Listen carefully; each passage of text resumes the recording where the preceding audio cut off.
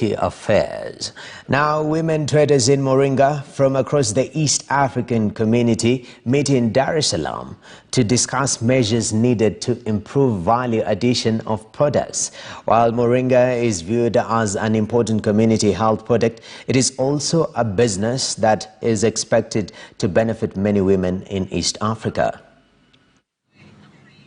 Every product here is derived from the Moringa plant, from safe cosmetics for skin and hair to soap and oil alongside mineral supplements. These are some of the products manufactured by Moringa manufacturers in Kenya. Moringa is referred as a miracle tree because you get so many products from Moringa.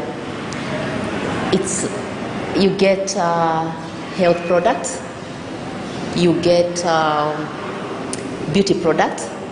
So there's so many things, from the root to the powder. You actually don't waste anything from Moringa. The path to success for these traders has, however, been challenging. The East African Women in Business platform, in collaboration with the East African Community Secretariat and GIZ, are now looking to address some of those challenges by offering training to these traders. Kwa kweli, kwa ujumla, wanawake wote wa Afrika Mashariki, tatizo kubwa ni hilo elimu. Alafu tatizo la pili ni kwamba wanawake wengi hawana ardhi. Unakuta mwanamke amejifunza hapo namna ya kulima mlonge, kuprocess mlonge, lakini atakaporudi nyumbani ile ardhi ni ya baba. Kwa hiyo kuna umuhimu wa kuweka mashamba. Kwa mfano kama sisi katika vyama vyetu, kila halmashauri tunayopita tunasema tengeni maeneo ya wanawake kulima ili wanaume wasiwe tegemezi kwenye ardhi ambayo ina masharti. It is these solutions that units from Select Fresh Produce Kenya Limited hopes will open up new opportunities. We have a lot of initiatives in Kenya to see that the Moringa value chain is strengthened and that it impacts on the economic, social and environmental areas of Kenyan women.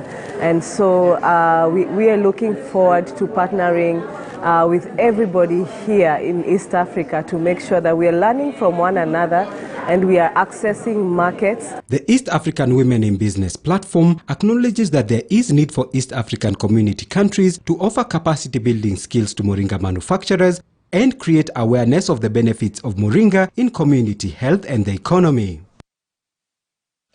Now to Kirinyaga County, where there is a new variety